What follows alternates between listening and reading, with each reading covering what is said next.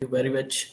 You give me this platform for the educational purpose of all the pupils. I welcome all the people who are listening me. Yeah. Okay, so sir, let's begin with the simple. When do you decide that you want to pursue dairy? A little insight into your journey of your of veterinary school till today.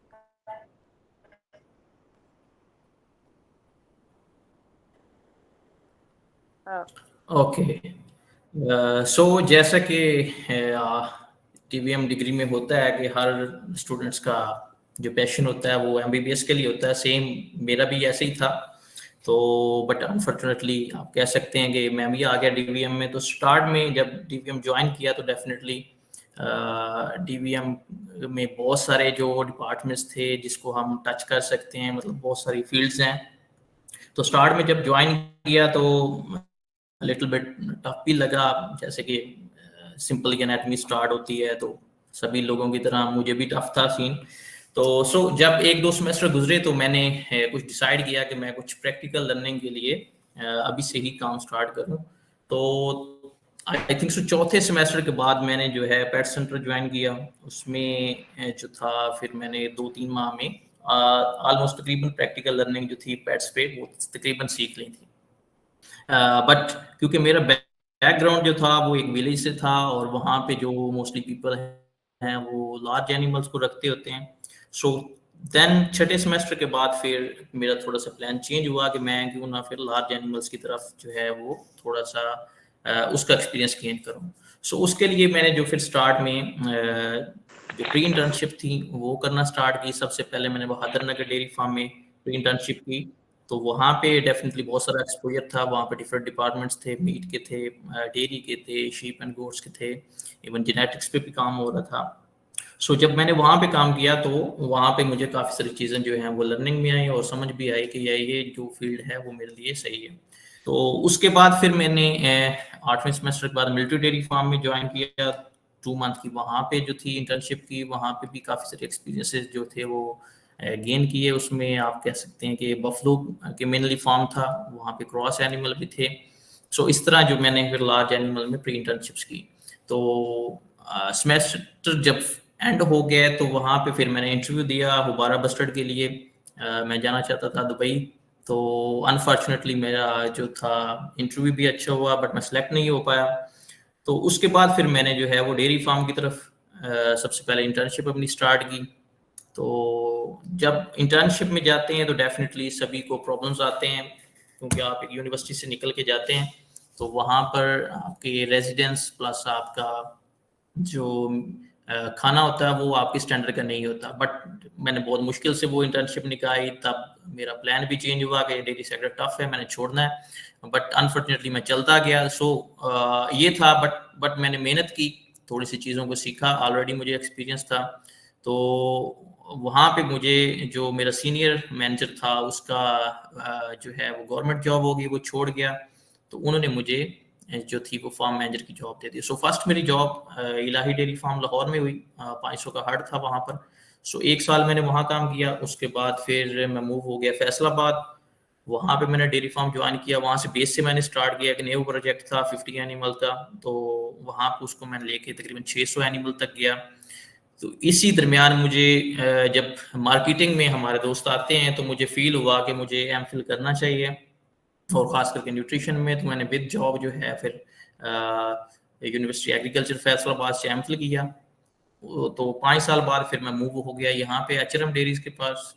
तो यहाँ पे एक जो था नया environment था, क्योंकि ये जो टोटली एनिमल्स हैं ये जीनोमिकली टेस्टेड हैं, पर्टिकुलर रजिस्टर्ड हैं, और आप कह सकते हैं कि टॉप 1 हर्ड है इन ऑस्ट्रेलिया, क्योंकि ये टोटली फार्म जो है रजिस्टर्ड है ऑस्ट्रेलिया में। तो यहाँ पे इंटरनेशनल तो एक्सपोजर था ही।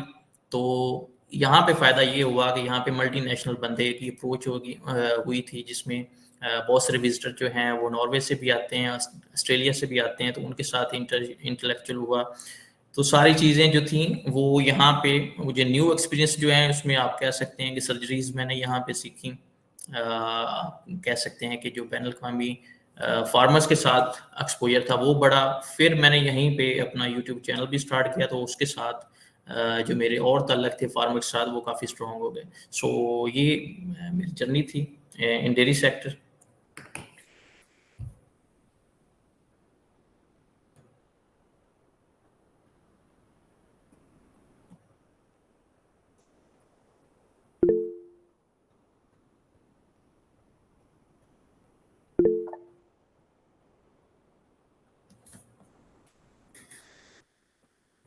हेलो।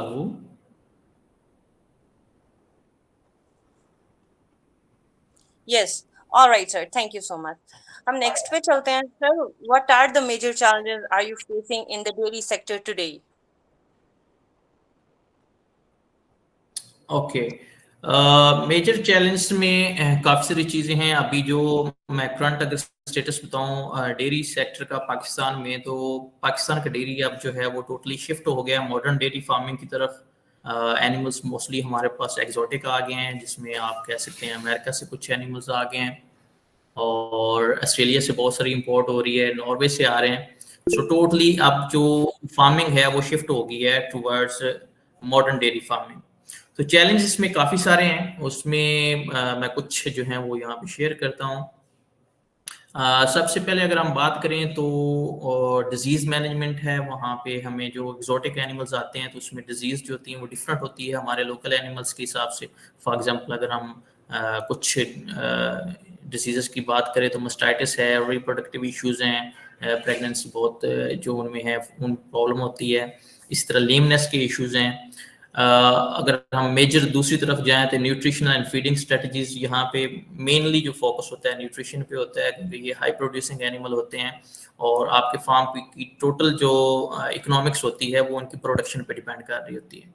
तो जब आप इनको प्रॉपर न्यूट्रिशन नहीं देते तो ये फिर एनिमल्स जो हैं आपके आपके फार्म के लिए वो प्रॉफिट जनरेट नहीं कर सकते। इसी तरह अगर हम बात करें एनिमल वेलफेयर कंसर्न के हिसाब से, तो ये क्योंकि एनिमल्स जो होते हैं मोस्टली विंटर को पसंद करते हैं, लो टेम्परेचर पे जो हैं वो बेहतर रहते होते हैं। हमारे यहाँ जो टेम्परेचर है वो शूट कर जाता है गर्मियों में 45-50 डिग्री सेंटीग्रेड पे। तो यहाँ पे ये जो है इनको मेंटेन रखने के लिए आपको शावर्स और फैंस भी प्रॉपर जो होते हैं वो शेड का स्ट्रक्चर वो डिज़ाइन करना पड़ता है। तो उसके लिए अभी तक लोगों में काउंसलिंग जो होने वाली है।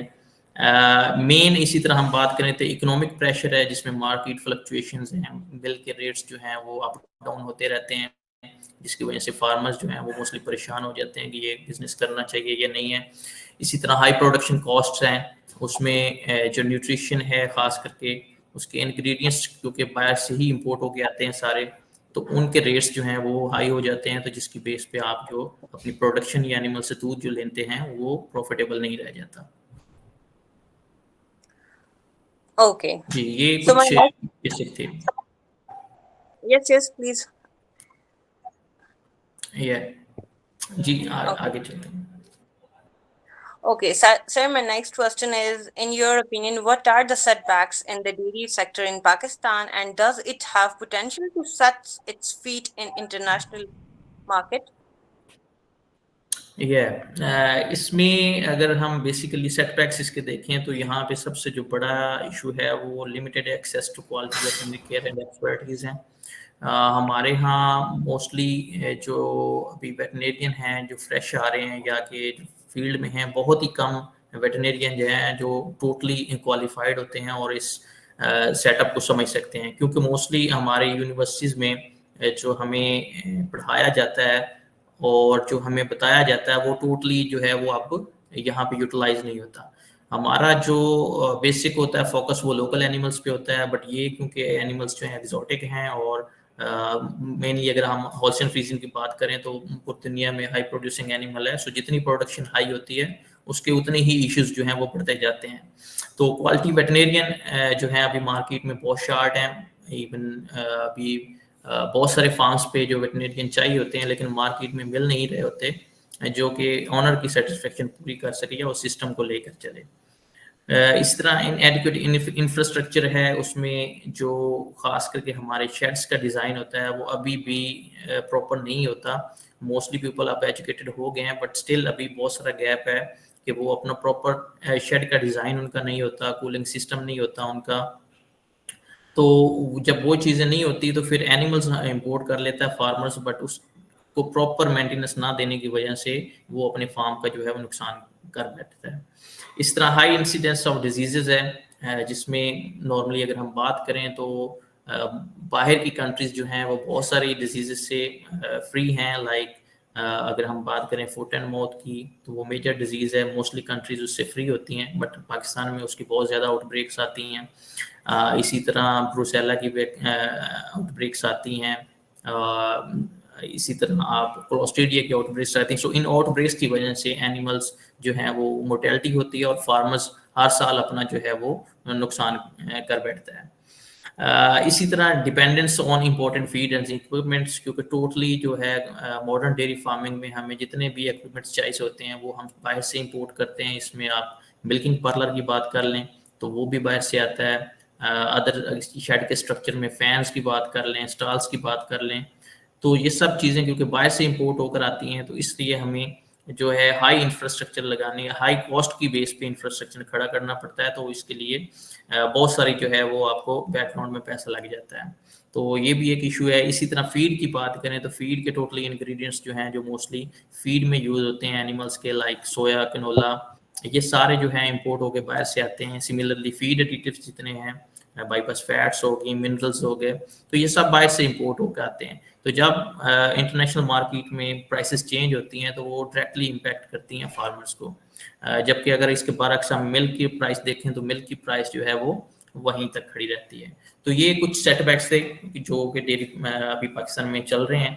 अब अगर हम ये बात करें कि इंटरनेशनल मार्केट को टच कर सकते हैं, तो डेफिनेटली अभी पाकिस्तान में इतने एनिमल्स आ रहे हैं और आ चुके हैं जो कि इंटरनेशनल मार्केट को भी टच कर रहे हैं, और इंटरनेशनल जहाँ पे लोग अभी इस वक्त आप कह सकते हैं जिनोमिकली या डेयरी सेक्टर में जितनी एडवांसमेंट लेकर आए हैं वो सेम हम वही एनिमल्स लेकर पाकिस्तान में आ रहे हैं। फॉर एग्जांपल अगर मैं HRM डेयरीज की बात करूं तो हमारे पास जो एनिमल्स हैं ये टोटली पेडिग्री रजिस्टर्ड और जिनोमिकली टेस्टेड एनिमल्स हैं, और ये हर टोटली जो है ऑस्ट्रेलिया में रजिस्टर्ड है। इस वक्त अगर मैं बात करूं BPI balance performance index Australia के है, जिसकी बेस पे वो एनिमल्स के परफॉर्मेंस जो है वो शो करते होते हैं, तो हमारे एनिमल्स का 250 जो है वो इस वक्त BPI एवरेज है। और इस वक्त अगर हम टॉप हार्ड की बात करें जो ऑस्ट्रेलिया में है तो वो 255 है। और इसी तरह हमारे फार्म पे फॉर एग्जांपल एक हीफर खड़ी है जिसकी PPI है 525। सो वो टॉप जो 1% एनिमल्स हैं उनमें वो शुमार होती है। सो डेफिनेटली अभी पाकिस्तान में जो एनिमल्स हैं वो बहुत ही स्टैंडर्ड के आ चुके हैं, और प्रैक्टिस भी अब जो हैं वो एडवांसमेंट की तरफ चली जा रही हैं, और जो अभी वेट्स हैं वो भी अल्हम्दुलिल्लाह जो हैं वो काफ़ी स्किलफुल हो गए हैं। पहले पाकिस्तान में नॉर्मली बाहर से वेट्स को प्रेफर किया जाता था, बट अभी पाकिस्तान में जो वेट्स हैं वो खुद कंट्रोल कर रहे हैं और खुद इसको स्किल को जो इम्प्रूव करके इसको मैनेज कर रहे हैं। तो डेफिनेटली इंशाल्लाह अभी जो पाकिस्तान में डेयरी में खास करके काम हो रहा है वो इंशाल्लाह इंटरनेशनली उसको मार्केट के इक्विवेलेंस जाने में उसमें कोई भी रुकावट नहीं आ सकती। Okay sir, my follow up question is कि क्या राइट पाथवे है उन स्टूडेंट्स के लिए who want to pursue dairy nationally and internationally? ये जो है इम्पोर्टेंट क्वेश्चन है, और करूँगा जो अपने बैट्स को समझाऊंगा। इसमें देखें नॉर्मली अभी हम अगर करंटली मार्केट का जायजा लें तो जैसे हर DVM को स्टार्ट में यही बताया जाता है कि आपके पास बहुत सारे डिपार्टमेंट्स हैं जिनमें आप जाके अपनी जो है कैरियर को परस्यू कर सकते हैं। लाइक पोल्ट्री है, इस तरह मार्केटिंग है, डेयरी सेक्टर है, पेट्स हैं, तो बहुत सारी चीज़ों को पे गवर्नमेंट जॉब्स हैं। बट अभी जो करंट में अगर स्टैरियो बताऊँ फील्ड का, मार्केटिंग का जो चल रहा है, उसमें देखिए पोल्ट्री जो है वो अपनी टॉप अचीव करके उसके बाद अब वो नीचे आ रही है। इसी तरह अगर हम बात करें पेट्स की, तो पेट्स जो है वो डेफिनेटली उसका काम है, बट वो मेजर सिटीज़ में है, छोटे गाँव में नहीं है। और अगर हम टोटल पॉपुलेशन की बात करें तो जितने भी फार्म्स हैं, जितने भी गांव हैं वहाँ पे लोग प्रेफर करते हैं लाइफ स्टॉक में जानवर रखने का। तो पेट्स का काम डेफिनेटली शहरों में है। अगर मैं अर्निंग की बात करूं तो वो भी शहरों में ही है, बड़े सिटीज़ में, छोटे शहरों में उसकी अर्निंग नहीं है। सिमिलरली अगर मैं मार्केटिंग को कहूँ तो मार्केटिंग में अभी जो जॉब्स आ रही हैं वो डेफिनेटली पोल्ट्री की भी हैं और डेयरी सेक्टर में, बट मेजर अगर मैं मार्केटिंग को देखूं तो इस वक्त जो जॉब्स हैं वो डेयरी सेक्टर में लोग काम कर रहे हैं। और अगर हम इस वक्त पूरे पाकिस्तान का जायजा लें तो इस वक्त पूरे बिजनेसेस में से जो डेयरी सेक्टर है ये एक ऐसा बिजनेस है जो अभी भी फुल पोटेंशियल के साथ चल रहा है। अगर आप देख लें जितनी भी टेक्सटाइल हैं वो मिलें बंद हो गई और वो सारे लोग जो हैं वो डेयरी सेक्टर में आ रहे हैं। हर साल बाहर से एनिमल इंपोर्ट होते हैं। इस साल भी 3 शिपमेंट्स आ रही हैं जिसमें मेजर एनिमल, मतलब एक शिपमेंट में हम भी इंपोर्ट एक्सपोर्ट का काम करते हैं तो 2400 एनिमल हम लेकर आ रहे हैं। इसी तरह 2 और कंपनीज हैं तो वो भी ऑस्ट्रेलिया से एनिमल इंपोर्ट करके लेकर आ रहे हैं। सो एनिमल्स जो हैं डेयरी सेक्टर में बहुत ज़्यादा आ रहे हैं। उसके बरक्स अगर हम देखें तो जो प्रोफेशनल वेटनेरियन हैं वो उस लिहाज से हमारे पास जो है वो तैयार नहीं हुए। मेरे पास पूरे पाकिस्तान में ऑलमोस्ट हर यूनिवर्सिटी से जो हैं वो वेट्स आते हैं ट्रेनिंग के लिए, इंटर्नशिप्स के लिए, बट उसमें इशू ये होता है कि हम क्योंकि एक अच्छे इन्वायरमेंट से आ रहे होते हैं यूनिवर्सिटी से, तो हमें जो है फील्ड का टफ जो हालात हैं उनको फेस करना थोड़ा सा मुश्किल हो जाता है और वो इसी वजह से लड़के जो हैं वो जल्दी देरी से भाग जाते हैं। तो इसमें ये है कि जब भी आप डेयरी सेक्टर में अगर आना चाहते हैं तो उसके लिए आपको स्टार्ट में डेफिनेटली मेहनत जो है वो करनी पड़ेगी। उसके अलावा आपको कोई हल नहीं है। अगर शुरू में आप लोग इसमें मेहनत को या इस मुश्किल हालात को फेस नहीं करेंगे तो फिर आप डेयरी सेक्टर में कभी भी कामयाब नहीं हो सकते। फॉर एग्जांपल अगर मैं अपनी बात करूं तो स्टार्टिंग में जो मुझे हालात फेस हुए थे इंटर्नशिप के दौरान, तो वहाँ पे ना प्रॉपर रेजिडेंस थी ना खाना था, बट स्टिल मैंने मैनेज किया। सिमिलरली पहली मेरी जॉब जो थी वो बहुत ही कम उसकी पे थी, लेकिन मैं उसको कैरी किया। So after 3 to 4 years continuously working in dairy sector, then मुझे जो है वो चीज़ें रिवार्ड में मिली, मेरा पैकेज अच्छा हो गया। उसके बाद मुझे रेजिडेंस और सब प्रॉपर जो है वो असिस्टेंस वगैरह मिलने शुरू हो गए। तो जब भी सबसे पहले तो जब भी आप डिग्री करके मार्केट में आते हैं तो पहले एक फोकस कर लें कि आपने किस प्रोफेशन को चूज करना है।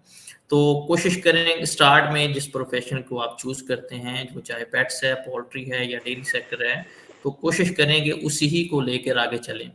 मेरे कुछ दोस्त थे जो स्टार्ट में दूसरे प्रोफेशनल में चले गए, बट 2-3 साल बाद वो वापस डेयरी में आए। तो इशू ये बनता है कि आपका मार्केट में जो पैकेज है या आपका जो पोजीशन है वो डिपेंड करती है आपके एक्सपीरियंस पे। अगर आपका एक्सपीरियंस अच्छा है, लाइक 2-3 साल का है, तो फिर आपकी पोजीशन अच्छी होती है। लेकिन अगर आप किसी और प्रोफेशन में चले जाते हैं और फिर डेयरी में आते हैं तो वो पिछले आपके 2-3 साल जो हैं वो ज़ाया जाते हैं। तो उसकी बेस पे आप कभी भी उसको मेरिट को अचीव नहीं कर पाते। सो सबसे पहले आप जब भी अगर आपका डेयरी सेक्टर में आने का है प्लान, तो इसमें मैं अब पिन पॉइंट चीज़ें जो है आपको बताता हूँ कि आपने क्या करनी है, तो डेफिनेटली इसमें आपको सक्सेस जो है वो मिलेगी।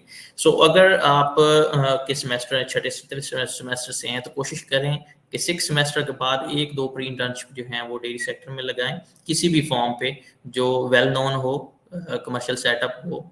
तो वहाँ पे आप जब प्री इंटर्नशिप लगाएंगे, डेफिनेटली आपको टेक्निकली चीज़ों का नहीं पता होगा, बट आप एक सिस्टम को देख लेंगे जिसकी बेस पे आप अपना डिसीजन कर सकते हैं कि मैंने डेयरी सेक्टर में जाना है या नहीं। तो प्री इंटर्नशिप का ये फ़ायदा होता है। और उसके बाद आपकी फाइनल इंटर्नशिप आती है, उसमें आप जो है वो मेहनत करें, चीज़ों को लर्न करें। एक जो मेजर इशू आता है मॉडर्न डेयरी फार्मिंग में वो ये होता है कि हम जब यूनिवर्सिटी में होते हैं, मैं इवन अपनी मिसाल देता हूँ, हम जब यूनिवर्सिटी में होते हैं तो हमें प्रैक्टिकल चीज़ें जो हैं वो नहीं करवाई जाती, जिसमें अगर हम ओपनली सर्जरीज की बात करें तो वो हमें नहीं पता होता। रिप्रोडक्शन की बात करें तो जो स्टैंडर्ड यूज़ हो रहे होते हैं मार्केटिंग में वो हमें नहीं पता होता। डिजीज़ डायग्नोसिस में हम इतने स्ट्रॉन्ग नहीं होते। तो जब हमारी यूनिवर्सिटी से हम निकलते हैं तो हमारा जो प्रैक्टिकल एक्सपीरियंस है वो बिल्कुल ज़ीरो होता है।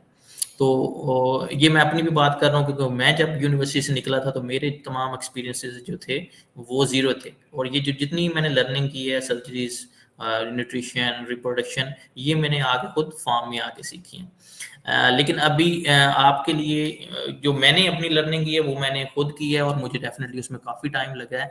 लेकिन आप लोगों के लिए एक बेस्ट ऑप्शन है कि आप जब भी कोई डेयरी फार्म चूज़ करते हैं इंटर्नशिप के लिए या प्री इंटर्नशिप के लिए, कोशिश करें कि वहाँ पे जो बंदा है वो कम से कम आपका स्किलफुल होना चाहिए, जो आपको सिखा सके और जो आपकी जो प्रैक्टिकल नॉलेज है उसको इम्प्रूव कर सके।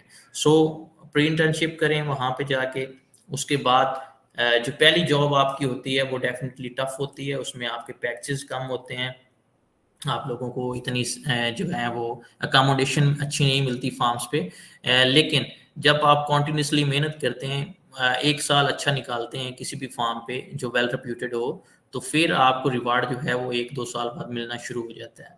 यहाँ पे इश्यूज ये आते हैं कि हमारे वेट्स जो जब भी आते हैं डेयरी सेक्टर में, तो वो 3 महीने, 4 महीने, इवन 6 महीने या साल निकालते हैं, वो फिर दौड़ जाते हैं उससे।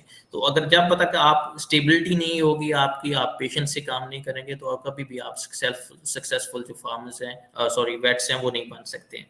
तो अगर अभी मैं ये तो पाकिस्तान का सिनेरियो, अगर मैं करंटली अभी बात करूं, तो अभी इतने फार्म्स पड़े हैं जहां पे उनको क्वालिटी वेटरनेरियन चाहिए।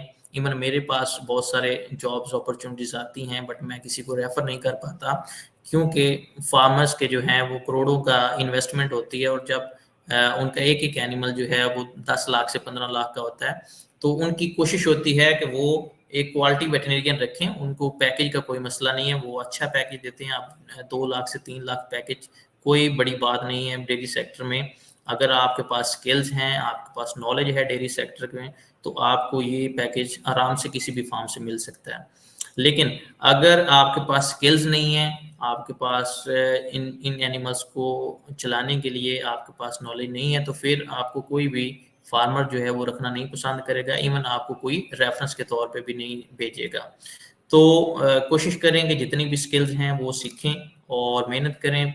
पहले साल में जब आपके पास स्किल्स आ जाएंगी, तो आपको सारे जो हैं वो अपॉर्चुनिटीज मिल जाएंगी। ये पाकिस्तान का सिनेरियो है। अभी टॉप पे जो जा रही है फार्मिंग, वो डेयरी फार्मिंग है इस वक्त पाकिस्तान में। इवन अभी इससे आप अंदाजा ये लगा सकते हैं कि हर साल तकरीबन 4 से 5 हज़ार एनिमल्स जो होते हैं वो इम्पोर्ट होके आ रहे होते हैं बाहर से। तो जब आप देख लें कि हर साल 20 से 25 न्यू फार्म्स बन रहे हैं और इतनी जॉब अपॉर्चुनिटीज हैं, आप सोच भी नहीं सकते। इस तरह दूसरे अगर आप प्रोफेशनल्स को चूज करेंगे, तो वहाँ पे इतनी जॉब अपॉर्चुनिटीज अभी नहीं आए। ये पाकिस्तान का सिनेरियो था। अभी अगर मैं आपको बैन अवी बात करूँ, तो बाहर बहुत सारी अपॉर्चुनिटीज हैं। मेरे कुछ दोस्त गए हुए हैं, इवन अब स्कॉटलैंड, यूके, वहाँ पे अपॉर्चुनिटीज हैं। आयरलैंड इस वक्त बहुत इन है, आयरलैंड बहुत से जो प्रोफेशनल वेटरनेरियन है वो पाकिस्तान से अभी पिक कर रहा है। इवन मेरे दोस्त तकरीबन 10 से 15 इस साल जो है वो आयरलैंड जा रहे हैं। इसी तरह अगर हम ऑस्ट्रेलिया की बात करें, न्यूजीलैंड की बात करें, तो टोटली ये जो कंट्रीज हैं, कनाडा की बात करें, तो ये टोटली कंट्रीज जो हैं डेयरी सेक्टर में बहुत एडवांस हैं। तो वहाँ पे इतनी अपॉर्चुनिटीज हैं कि अगर आपके पास स्किल्स हैं और आपके पास एक्सपीरियंस, बट डेफिनेटली वो एक्सपीरियंस वाले बंदे को चूज करते हैं, और वहाँ पे अगर आप सेटल हो जाते हैं, तो वहाँ जो पैकेजेस हैं वो बहुत अच्छे हैं और प्रोफेशनलिज्म में वो बहुत लोग आगे हैं। सो इन शॉर्ट ये है कि अपनी डिग्री करें और उसके बाद अपना कैरियर जो है उसको फोकस करें। कि अगर आपने डेयरी सेक्टर में आना है, तो ये चीज़ें आपको सीखना पड़ेंगी। तो उसके बाद इंशाल्लाह आपको जो है जॉब अपॉर्चुनिटीज बहुत सारी हैं जो मिल जाएंगी। सर, आपने तो मेरे नेक्स्ट क्वेश्चन का भी आंसर कर दिया। मेरा next question specifically job opportunities के लिए था जो डेयरी मार्केट में हमें मिलती हैं। जी, जी। तो मैं इसको थोड़ा-सा रीड कर देता हूँ। जॉब अपॉर्चुनिटीज़ जो डेयरी सेक्टर में, आई थिंक तो किसी भी प्रोफेशन में, मैं अगर पैकेज वाइज़ बात करूँ या मैं अपॉर्चुनिटी वाइज़ बात करूँ, तो दूसरे सारे डिपार्टमेंट, क्योंकि मैं खुद अभी मार्केट में हूँ, मुझे तकरीबन 8 साल हो गए हैं। तो जितनी अपॉर्चुनिटीज इस वक्त डेयरी सेक्टर में है, वो किसी भी सेक्टर में नहीं है। और जिस जिस हिसाब से पाकिस्तान में अभी डेयरी सेक्टर ग्रो कर रहा है, इंशाल्लाह ये 3-4 साल बाद इससे डबल जो होगा, फार्म्स भी होंगे और इसकी अपॉर्चुनिटीज भी डबल हो जाएंगी।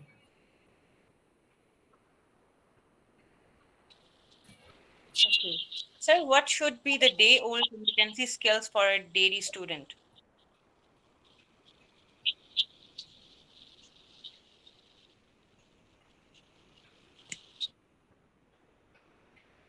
जी, डे ओल्ड के लिए ये कुछ पॉइंट्स हैं जो मैं डेफिनेटली यहाँ पे जो है उसको एलैबोरेट करूँगा। सो बेसिक नॉलेज जो है डेयरी प्रोडक्शन सिस्टम का वो हर स्टूडेंट को जो है वो आना चाहिए। प्रोडक्शन, क्योंकि डेयरी सेक्टर में आपको पता है कि प्रोडक्शन ही ऐसा एक पॉइंट होता है जिसकी बेस पे फार्म जो है वो रन हो रहे होते हैं।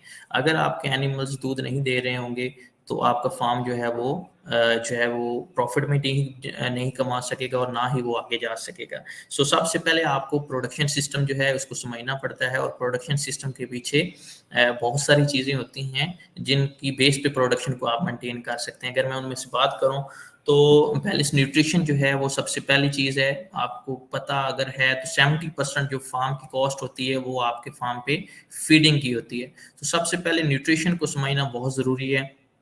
आपने किस एनिमल को कौन सी फीड देनी है और उसका बैलेंस आपने किस तरह रखना है। सो बैलेंस फीड अगर तब आपको कैलकुलेट नहीं करना आती और आप उसको सिस्टम को नहीं समझते तो आपके लिए फार्म पे सबसे बड़ा ये प्रॉब्लम होता है, क्योंकि मोस्टली फार्म पे अभी एक्सोटिक एनिमल्स आ गए हैं और वो हाई प्रोड्यूसिंग एनिमल होते हैं। उनकी आप पोटेंशियल की बात करें तो सारे एनिमल्स में पोटेंशियल होता है, बट जो पोटेंशियल आपने लेना होता है वो आपने उसकी फीड के बेस पे लेना होता है। अब हमें जो प्रॉब्लम्स आते हैं, हमें यूनिवर्सिटी में फार्मूलेशन बता देते हैं बट वो बेसिक फार्मूलेशन बताते हैं।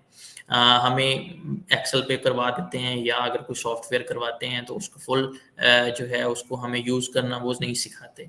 तो अभी मार्केट में सबसे बड़ा इशू जो है वो फीड फार्मूलेशन पे है। तो अगर आप लोग यूनिवर्सिटी में हैं तो आपको अभी से जो है इस पे वर्क करना चाहिए। फीड फार्मूलेशन आपको प्रॉपर सीखनी चाहिए कि एक्सोटिक एनिमल्स की फीड किस तरह फार्मूलेट करते हैं और उसको बैलेंस कैसे करते हैं। अभी बहुत सिंपल हो गया, मार्केट में बहुत सारे सॉफ्टवेयर्स जो हैं जो अवेलेबल हैं। इवन मेरे पास भी है, अगर किसी वेट को चाहिए होगा तो उसको मैं दे दूंगा, बट ये पेड सॉफ्टवेयर्स होते हैं। तो फीड फार्मूलेशन सबसे पहले जो है वो बहुत इंपॉर्टेंट है, इसी की बेस पे आपका टोटली फार्म जो है वो रन कर रहा होता है। सो फीड फार्मूलेशन पे जो है वो सबसे पहले ग्रिप आनी चाहिए। उसके बाद अगर हम बात करें तो देन है डिजीज डायग्नोसिस। डिजीज डायग्नोसिस में हमें जो है वो अभी बहुत सारे चैलेंज इसलिए आते हैं कि हमें जो यूनिवर्सिटी लेवल पे एनिमल्स प्रोवाइड करते हैं वो लोकल एनिमल होते हैं और उनमें जो प्रॉब्लम्स होते हैं वो एक्सोटिक में बिल्कुल नहीं होते। और जो एक्सोटिक एनिमल्स में प्रॉब्लम होते हैं वो हमें तब ही जाके पता चलता है जब हम किसी फार्म पे जाते होते हैं।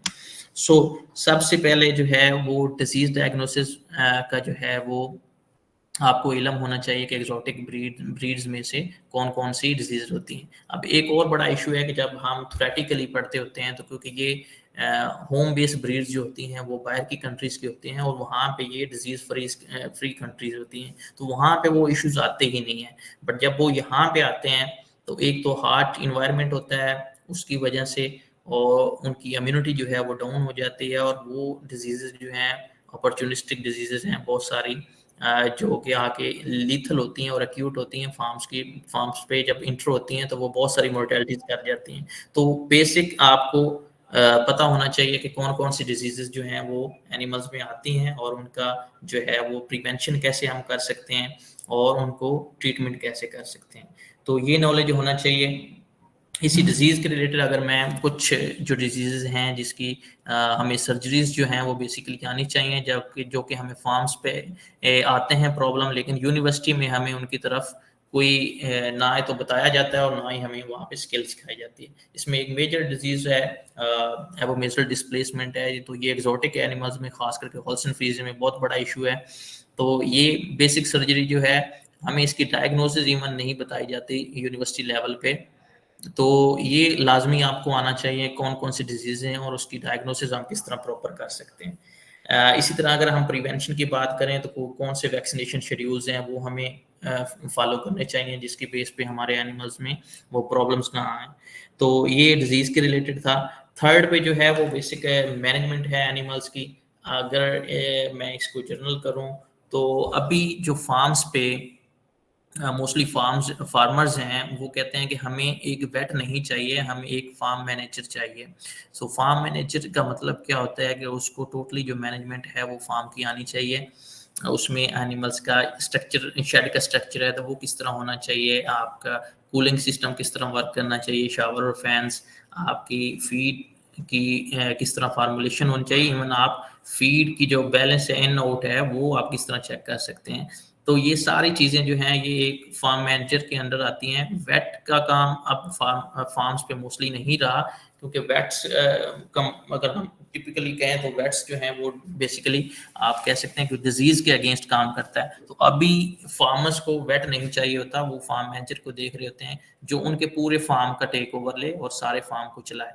तो उसके लिए हमें जो है वो रेडी होना चाहिए कि हमें बेसिक जो मैनेजमेंटल स्किल्स हैं वो भी साथ आनी चाहिए। तो जब तक मैनेजमेंटल स्किल्स नहीं आएंगी तो आप जो है वो अपने फार्म में रनिंग नहीं कर सकते। एक और जो मैं समझता हूँ बहुत इम्पोर्टेंट चीज़ है वो है आपकी कम्युनिकेशन एंड इंटरपर्सनल स्किल्स। सो अभी जो फार्मिंग है वो डेफिनेटली जो है वो अभी पाकिस्तान में उस लेवल की है कि जिस लेवल पे बाहर के लोग काम कर रहे हैं। इवन जब आप कह सकते हैं कि ऑस्ट्रेलिया के टॉप 1% एनिमल्स अभी पाकिस्तान में आ चुके हैं, इसी तरह डच एनिमल आ चुके हैं, अमेरिकन टॉप ब्रीड यहाँ पे अवेलेबल है। अभी करंटली बीफ में अगर हम जाएं तो ब्राह्मण जो है वो सबसे कॉस्टली एनिमल्स हैं जो अभी पाकिस्तान में आ चुके हैं। तो आपकी कम्युनिकेशन जो है वो जो है स्किल्स वो प्रॉपर होनी चाहिए। उसका फ़ायदा क्या होगा कि जब आप फार्मर्स को अप्रोच करते हैं तो वो डेफिनेटली आप उनका इंग्लिश लैंग्वेज होती है, तो जब तक आपकी कम्युनिकेशन स्ट्रांग नहीं होगी तो आप उन फार्मर्स के साथ इंटरेक्शन नहीं कर सकते। फॉर एग्जांपल अभी हमारे फार्म पे जो है नॉर्वे से वेट्स हैं वो विजिट करते हैं, ऑस्ट्रेलिया से रेगुलर विजिट करते हैं। तो जब तक आपकी कम्युनिकेशन स्ट्रांग नहीं होगी आप उन लोगों से कम्युनिकेट नहीं कर पाते और उनसे जो है वो स्किल्स सीख नहीं पा सकते। इसी तरह अगर आपने बाहर अप्लाई करना है तो जब तक आपकी कम्युनिकेशन स्किल्स प्रॉपर नहीं होंगी तो आप उनके साथ इंटरेक्शन नहीं कर सकते। तो जब तक आप उनके साथ इंटरेक्शन नहीं कर सकते तो वो उनको नहीं पता कि आपको आपका क्या क्राइटेरिया, आपके पास क्या स्किल्स हैं कि किसकी बेस पे आपको वो वहाँ पे जॉब ऑफर कर सके। सो ये भी एक जो है वो लाजमी आपकी कम्युनिकेशन स्ट्रांग होनी चाहिए। एक और चीज़ है कि हमारा अभी फार्मिंग जो सिस्टम है वो सॉफ्टवेयर्स पे मोस्टली डाटा रिकॉर्ड करते हैं।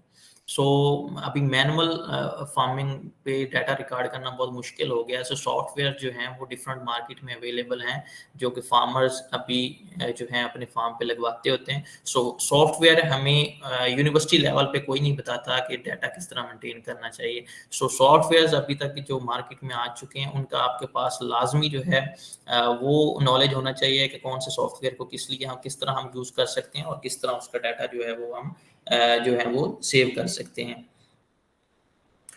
इसी तरह अगर हम हर्डल्स की बात करें तो जो लिमिटेड हमारे पास एक्सपीरियंस होता है उसकी बेस पे हम जो है वो फार्म में जो रनिंग है वो नहीं कर सकते। तो उसके लिए हमें जो अपनी स्किल्स को है वो लाजमी इम्प्रूव करना चाहिए। उसमें आप सर्जरीज जो हैं बेसिक वो आनी चाहिए आपको। कम से कम सर्जरी अगर फॉर एग्जांपल नहीं आती वो विद एक्सपीरियंस आप सीख जाते हैं। तो आपकी डायग्नोसिस इतनी स्ट्रांग होनी चाहिए कि आप डिजीज़ को फार्म लेवल पे जो है वो हाईलाइट कर सकें और देन उनकी ट्रीटमेंट जो है वो कर सकें।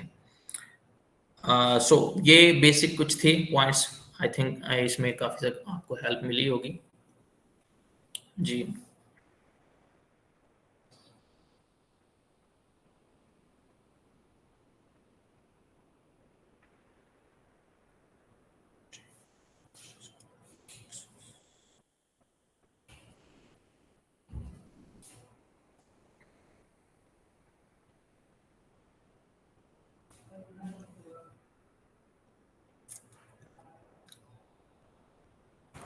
अस्सलाम वालेकुम सर। जी वालेकुम सलाम। Thank you so much sir, आपने काफ़ी अच्छा एक्सप्लेन किया।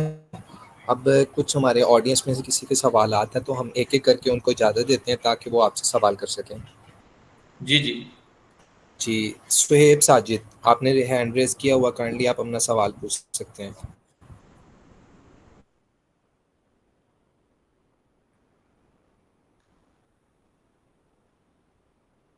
अस्सलाम वालेकुम सर।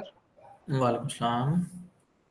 सर मेरा क्वेश्चन ये है कि सर जब एक स्टूडेंट 9th सेमेस्टर के बाद जब उसकी इंटर्नशिप लगती है तो सर उनको गवर्नमेंट के सेक्टर के हवाले से पेड हाउस जॉब क्यों नहीं प्रोवाइड की जाती? क्योंकि बहुत सारे ऐसे स्टूडेंट हैं उनको बहुत सारे फाइनेंशियल इश्यूज होते हैं, तो इसके बारे में थोड़ा हमें बताएं।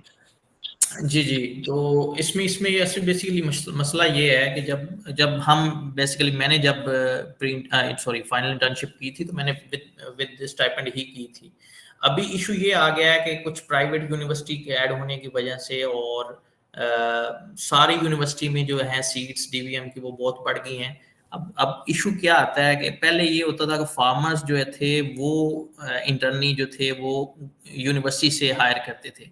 अब क्योंकि मार्केट में कंपटीशन इतना आ गया है कि एक फार्म पे डिफरेंट यूनिवर्सिटी के इंटर्नीज जो हैं वो अप्लाई कर रहे होते हैं और अपने रेफरेंस के साथ फिर वो इंटर्नशिप लेते हैं। तो अभी फार्मर्स को थोड़ी सी समझ आ गई है कि इतने ज्यादा अगर इंटर्नी हैं तो हम क्यों इनको पे करें और क्यों इनको जो है वो स्टाइपेंड वगैरह दें। तो अब ये इशू बेसिकली ये इशू है। फॉर एग्जांपल मैं अपने फार्म की बात करूं तो मेरे पास हर साल तकरीबन 10 से 20 इंटर्नीज जो हैं वो आते होते हैं।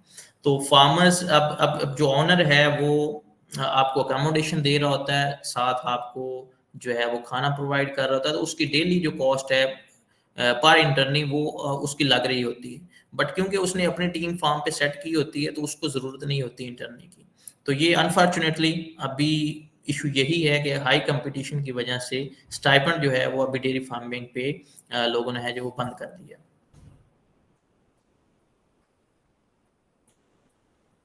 अच्छा सर लेकिन लाइव स्टॉक सेक्टर को कुछ करना चाहिए ना, क्योंकि नर्सिंग वालों को भी ये जो है वो मिल रही है, ये भी लाइव स्टॉक वेटरनरी का राइट है। तो इसके हवाले से कुछ जो है वो आप क्या करना चाहिए हमें, तो इसके बारे में बताएं।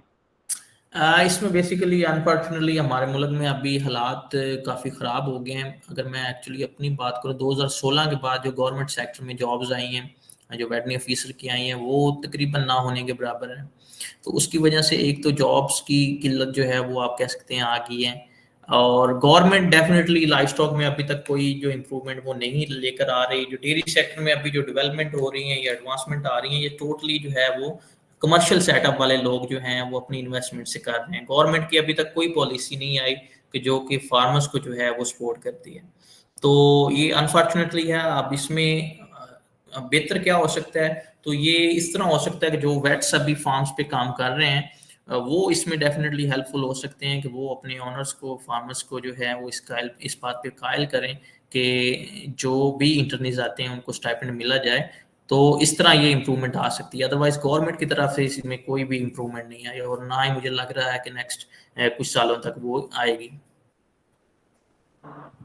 अच्छा sir, thank you so much sir. उम्मीद करते हैं कि ये जो प्लेटफॉर्म है वेट सेवर का, तो जी जी इसके हवाले से भी इंशाल्लाह कोई ना कोई इसके हवाले से कोई ट्रेंड या कोई ऐसी चीज़ चलाई जाए ताकि स्टूडेंट्स को फैसिलिटेट किया जाए और उनके जो फाइनेंशियल क्राइसिस है वो थोड़े बहुत और कम हो सके। एग्जैक्टली ये बहुत अच्छा प्लेटफॉर्म है और ये सीरीज आई थिंक सो बहुत हेल्पफुल होगी न्यू वेटरनेरियन के लिए। और जो फील्ड में इस वक्त बैठे हैं उन तक भी ये मैसेज तकरीबन पहुंच जाएगा कि हमें जो न्यू वेट्स आ रहे हैं उनके लिए कुछ ना कुछ करना चाहिए। Thank you so much Sohail and thank you so much sir. Next question Hamza Nasir, आपने हैंड रेज किया हुआ, काइंडली आप अपना क्वेश्चन पूछ लें। अस्सलाम वालेकुम सर मेरा क्वेश्चन ये है कि अगर हम एज ए वेट अपना डेयरी का काम स्टार्ट करना चाहते हैं तो सर हमें किन किन स्किल्स और किन किन बातों का पता होना चाहिए। ये बहुत अच्छा क्वेश्चन है कि इसमें डेफिनेटली जो जॉब्स हैं उस पर आप अपना जो लाइफ या कैरियर है उसको बाउंड ना करें। तो अल्टीमेट अगर आप अपने बिजनेस की तरफ आते हैं तो इसमें बहुत पोटेंशियल है और ये बहुत फायदेमंद है। अब इसमें जो मेजर इशू है वो सबसे एक ये है कि फाइनेंशियल इशू है। डेयरी सेक्टर में अभी जो इन्वेस्टमेंट है बहुत ज़्यादा चाहिए होती है। अगर आप स्टार्ट करते हैं 5-10 एनिमल से तो फिर वो बहुत लंबा प्रोसेस चाहिए होता है आपको अपनी सक्सेस तक पहुंचने में।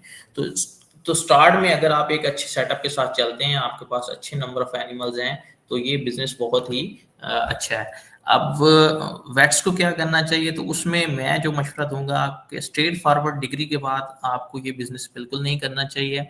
उसकी रीज़न ये होती है कि ये आप बिजनेस जिस तरह ये ग्रो कर रहा है इसके साथ इसके रिस्क भी उतने हैं। तो उसका बेहतर हल ये है कि आप पहले किसी फार्म को ज्वाइन करें, वहाँ पे अपनी स्किल्स को इम्प्रूव करें। जब आपको लगे कि मेरी फुल कमांड है इस पे, तो उसके बाद अपने सेटअप पे आएँ और डेफिनेटली फिर आप इसको अच्छी तरीके से रन भी कर सकेंगे और आप लॉस से भी बच सकेंगे। सर मिनिमम हम अगर मार्केट में हमने इन होना है तो मिनिमम हम कितने जानवरों के साथ हम स्टार्ट कर सकते हैं कि हमें मार्केट में पता चल जाए, हम कमर्शियल लेवल पे पहुंच जाएं? इसमें देखें, आप काम एक एनिमल से भी स्टार्ट कर सकते हैं, बट वो आपके लिए इकोनॉमिकल नहीं रहता। नॉर्मली क्या होता है कि हम अगर फॉर एग्जांपल 25 या 50 एनिमल के शेड बनाते हैं, तो वहां से पे हमारे रिसोर्सेज जो हैं वो सेम यूटिलाइज हो रहे होते हैं। लेकिन अगर हम उसको फुल पोटेंशियल पे रिसोर्सेज को यूटिलाइज नहीं करते, तो फिर हम उससे प्रॉफिट जनरेट नहीं कर पाते। तो जितने मिनिमम, अगर मैं नंबर्स बताऊं तो 25 एनिमल्स हैं जो आप जहां से स्टार्ट ले सकते हैं। तो उसके बाद ये क्योंकि मल्टीप्लाई हो जाते हैं एक साल के बाद, 50 से 25 से 50 हो जाते हैं, फिर 50 से 100 हो जाते हैं। तो 5 साल बाद आप एक अच्छे नंबर पे पहुंच जाएंगे जहां पे आप अपने आप को एक कमर्शियल सेटअप में एक प्रॉफिटेबल जो है बिजनेस के तौर पे चला रहे होंगे। Thank you very much sir. Thank you Hamza. Mister Farooq, आप अपना सवाल पूछ सकते हैं काइंडली। अस्सलाम वालेकुम सर। सर आपने अपने बात की थी कि आयरलैंड वगैरह और ऑस्ट्रेलिया वगैरह में काफ़ी जॉब अपॉर्चुनिटीज़ हैं, तो मैं ये सवाल था कि क्या उनके लिए नेवले चाहिए होता है या कोई और चीज़ होती है उनके लिए, काइंडली वो बताइएगा।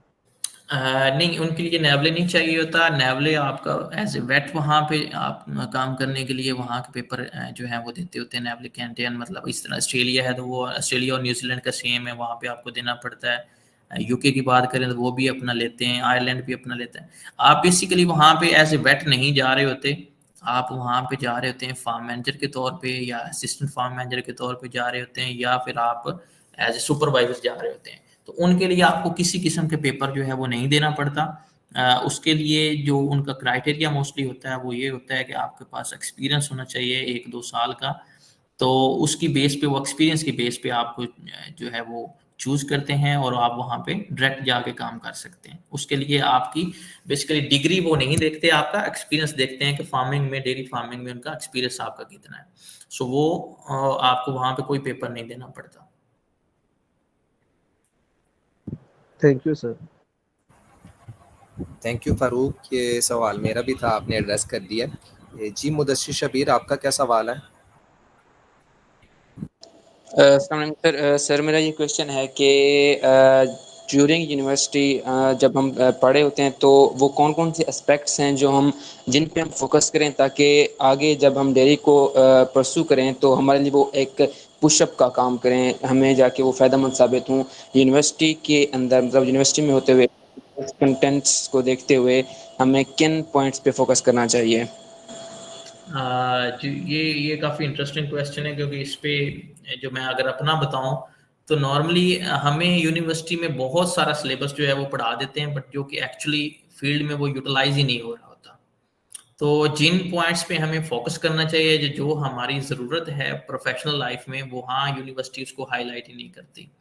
तो जब हम फील्ड में जाते हैं तो हमें वो पिछला सारा जो नॉलेज है वो ऑलमोस्ट वेस्ट जाता है। अगर मैं इसमें बात करूं तो जस्ट एक रिप्रोडक्शन वाले हैं जो आपको समवट जो है वो प्रैक्टिकल वर्क करवाते हैं जो कि फील्ड में यूटिलाइज होता है, लेकिन वो भी बेसिक कराते हैं, मेन वो भी नहीं उसको टच करते। सो डेयरी फार्मिंग में बहुत सिंपल हैं चीज़ें, इतनी टफ नहीं है। आप उसको प्रैक्टिकल भी कह सकते हैं, आप थ्योरेटिकल भी कह सकते हैं। एक सिस्टम है जिसको आपने अडॉप्ट करना है और उसी में आपने रह के काम करना होता है। तो बहुत सिंपल है, उसमें आपको बेसिक चीज़ों का पता हो, न्यूट्रिशन किस तरह मैनेज करनी है, फीड बैलेंसिंग किस तरह करनी है, डिजीजेस की आउटब्रेक आए तो क्या करना है, उसकी प्रिवेंशन किस तरह करनी है। इसी तरह आपने टोटल मैनेजमेंट जो फार्म किया है वो किस तरह चलानी है, और जो मेजर सर्जरीज होती हैं वो आपको पता होनी चाहिए। सो ये बेसिक सी चीज़ें होती हैं, और जो कि आप जब फील्ड में जाते हैं तो डेफिनेटली अगर आप प्रॉपर दिल लगी से काम करते हैं तो आप विद इन 1 ईयर जो है वो सीख जाते हैं। क्योंकि डेयरी का अगर हम साइकिल की बात करें तो ये 1 साल साइकिल है इसका। अगर आप फुल एक्सपीरियंस लेना चाहते हैं डेयरी का तो कम से कम 1 साल आपको लगाना पड़ता है। जिस गाय ने पहला बच्चा दिया है वो बच्चा जब जवान हो के आगे एक बच्चा देगा तो ये एक साइकिल कंप्लीट होता है। इसी तरह हम पोल्ट्री की बात करें तो ब्रॉयलर का 35 डेज का साइकिल है, तो डेयरी में जो है वो आपका 1 साल का साइकिल होता है।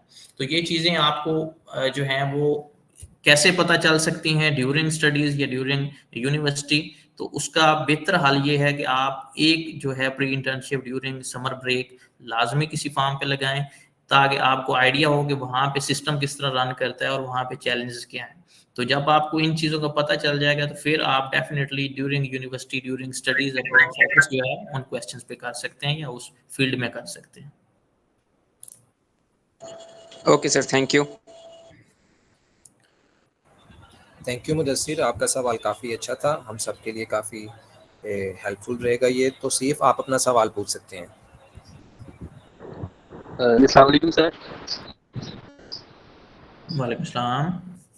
सर मेरा क्वेश्चन ये है कि गल्फ कंट्रीज में सऊदी अरेबिया, बहरीन, इसमें और रिकमेंड करते हैं डेयरी या पोल्ट्री इंडस्ट्री रिकमेंड करते हैं इन कंट्रीज में? देखें अगर आप बाहर की बात करेंगे तो गल्फ कंट्रीज में डेफिनेटली जो है वो डेयरी सेक्टर में बहुत सारी अपॉर्चुनिटी हैं, इसी तरह पोल्ट्री में भी हैं। तो बाहर डेफिनेटली आप दोनों जो सेक्टर हैं वो बहुत उनमें अपॉर्चुनिटीज भी हैं और अच्छे पैकेज पे मिल जाती हैं। अगर आप पाकिस्तान की बात करें तो पाकिस्तान में मैं समझता हूँ कि इस वक्त जो है वो पोल्ट्री वो इतनी अच्छी नहीं जा रही और डेयरी सेक्टर उससे टॉप पे जा रहा है। सो ये अब आपकी इसमें है, अगर अब आपने अपने कैरियर को परस्यू करना है, बाहर ही आपका फोकस है, तो फिर आप इन दोनों सेक्टर्स में से किसी को भी चूज कर सकते हैं। तो बाहर इनकी गल्फ कंट्रीज की खास करके अगर बात करें तो बाहर इन दोनों सेक्टर्स में जो अपॉर्चुनिटीज हैं वो ऑलमोस्ट इक्वल है। Okay sir, thank you very much sir.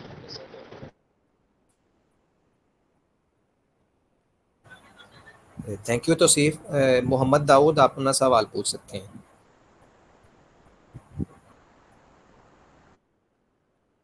अस्सलाम वालेकुम सर। वालेकुम सलाम। सर मेरा क्वेश्चन ये है कि अगर हम अपनी यूनि की बात करें ना, मतलब 2 सेमेस्टर के बाद जो है ना तकरीबन 2 महीने छुट्टी हमें मिलते हैं। अगर इनमें हम फॉरेन जो है ना स्कॉलरशिप लगाना चाहिए, फ्री इंटर्नशिप सॉरी, तो उसके ये लग सकता है और उसका क्राइटेरिया मतलब क्या है sir?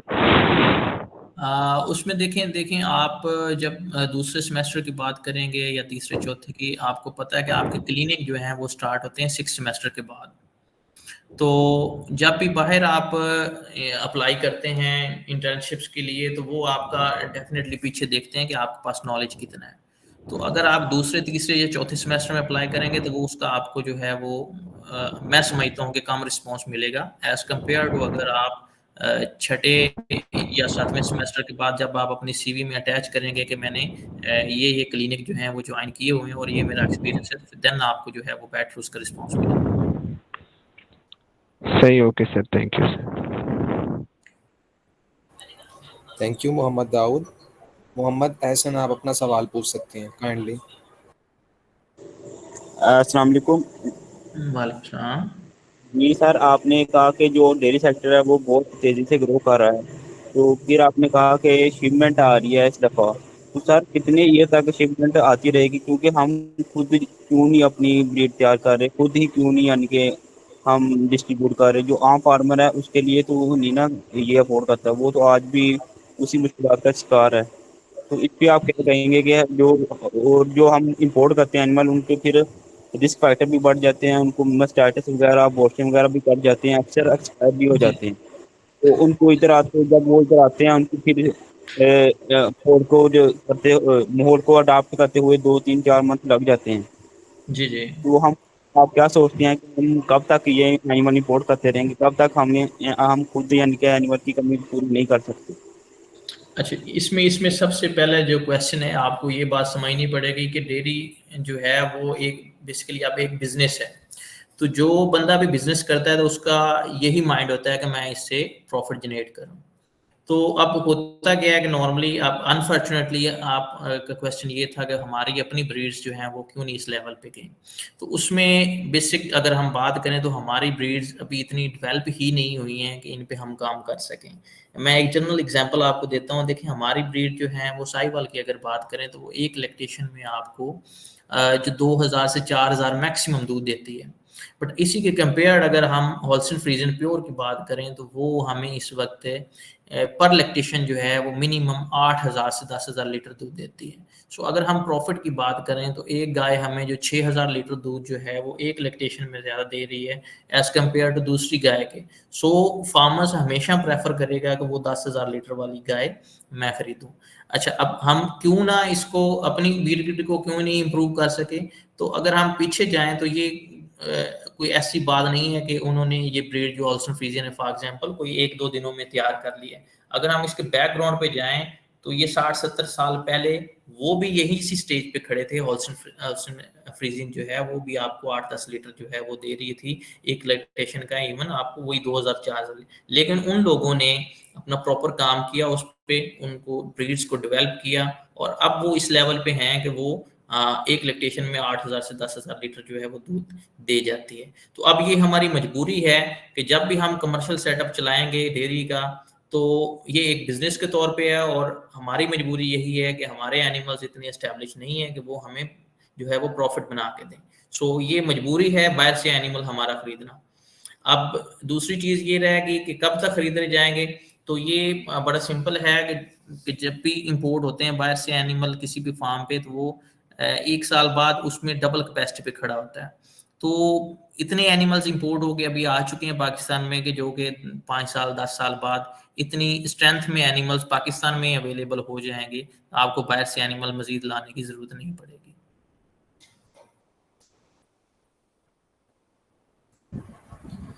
Thank you so much sir. I hope के एहसन की क्यूरी हो गई सॉल्व। सर मेरे 2 सवाल हैं आपसे।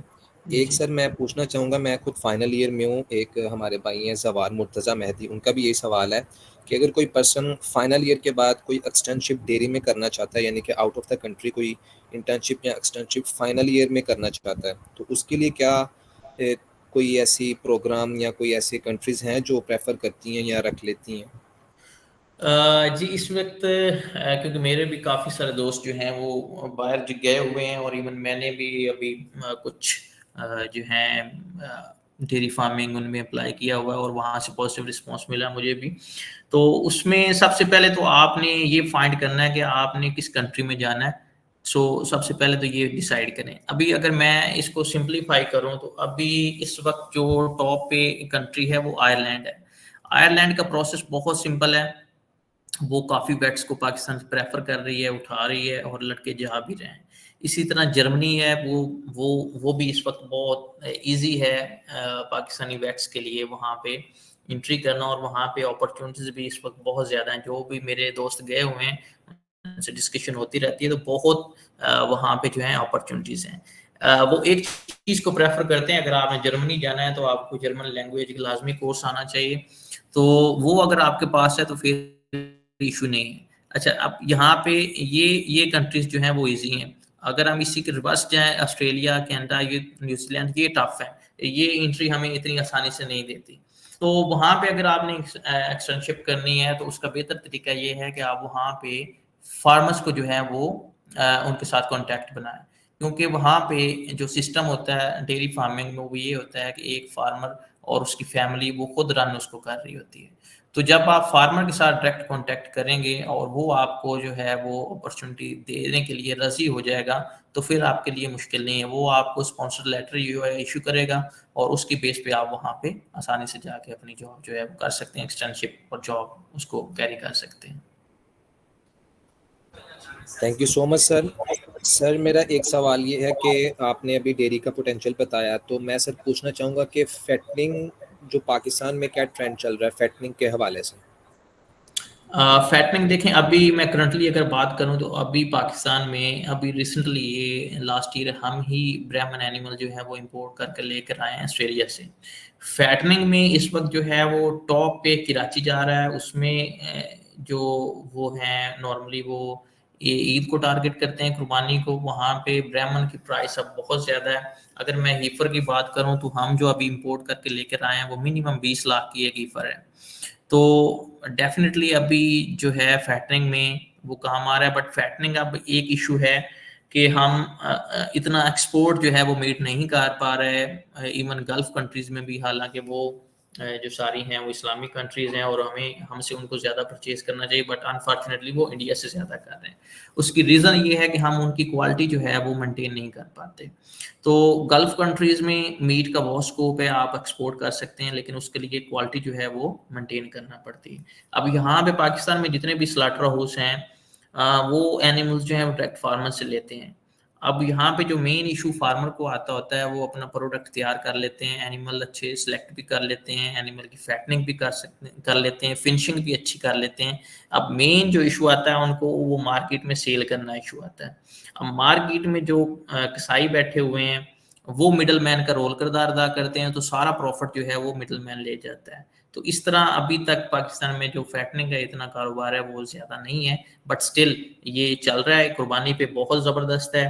अगर आप कुर्बानी को टारगेट करते हैं तो इसमें बहुत प्रॉफिट है, बट अगर ओवरऑल आप साल के लिए इसको प्लान करते हैं तो उसके लिए फिर आपको कॉन्टैक्ट्स अपने जो है वो स्ट्रॉन्ग करना पड़ते हैं। आप मिडल ईस्ट में जितने भी है, दुबई, सऊदी अरेबिया, वहाँ से अपने जो हैं वो कस्टमर, वो पहले उनके साथ बात करें और देन उनको सप्लाई करें, तो देन आप इसमें से बहुत ज़्यादा प्रॉफिट कमा सकते हैं। Thank you sir. सर कुछ सवाल लेते हैं, फिर उसके बाद सेशन एंड करेंगे। यूसुफ जहान, काइंडली सर आप अपना सवाल पूछ लें।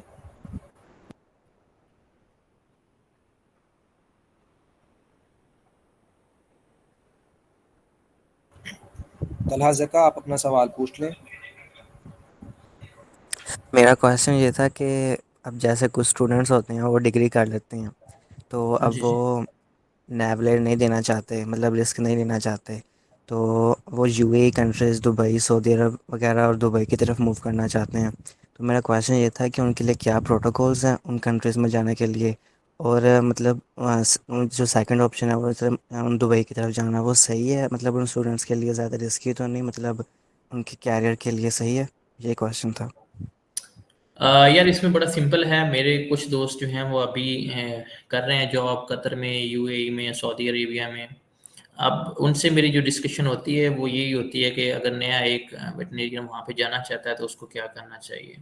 अब इशू ये है कि अगर तो आप उसके लिए जाना बड़ा सिंपल है, आपको डिग्रीज जो है वो वेरिफिकेशन करानी पड़ती है। आप पहले यूनिवर्सिटी से, एचई से, देन उनकी एम्बेसी से करवाना पड़ती है, तब आपको वो लेटर इशू करते हैं इक्विवेलेंस का।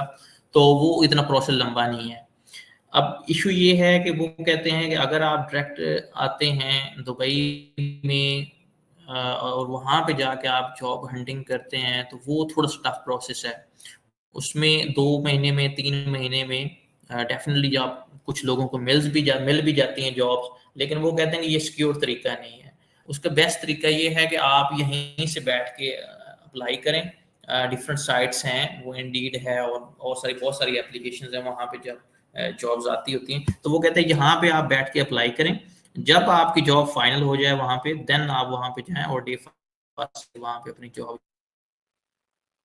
जो है वो कैरी करें। लेकिन अगर आप जॉब के बगैर जाएंगे और आपका माइंड है कि वहाँ जाके सर्च करेंगे, तो उसमें 50-50 होता है। सम टाइम आपको जॉब मिल जाती है, सम टाइम नहीं मिलती। तो जब नहीं मिलती तो वो प्रॉब्लमेटिक है। आप इतनी इन्वेस्टमेंट कर लेते हैं, आपके खर्चे हो जाते हैं, लेकिन फिर भी आपको जो है वो वापस आना पड़ता है।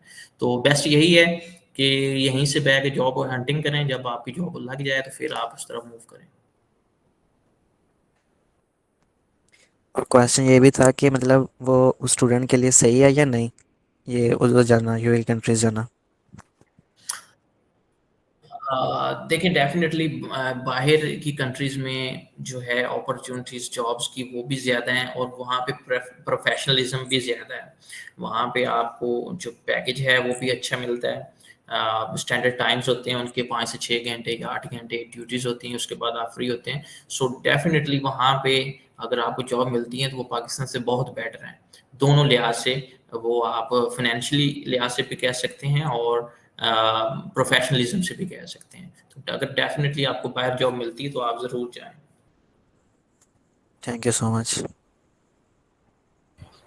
Thank you Talha. Abdullah Jamil, please go ahead and ask your question.